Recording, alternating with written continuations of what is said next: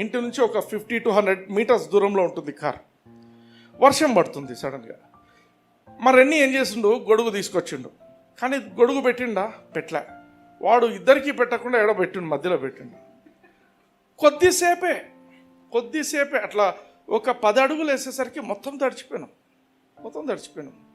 గొడుగు ఉండింది, కానీ మేము పెట్టుకోనందుకు ఏమైంది, కొంచెం సేపటికే తడిచిపోయినాం.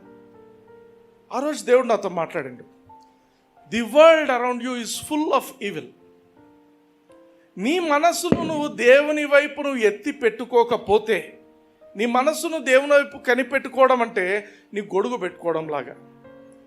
నువ్వు ఒకవేళ అంబ్రెల్లా పెట్టుకోవడం మర్చిపోతే నువ్వు ఎంత తడుస్తావో, ఇన్ ది సేమ్ వే నీవు దేవుని వైపు నీ హృదయాన్ని, నీ మనస్సుని కనిపెట్టుకోకపోతే నీ మైండ్ కూడా అంతే ఈ యొక్క లోకంలో ఉండే ఈవిల్ థింగ్స్తో కలుషితం అయిపోతుంది.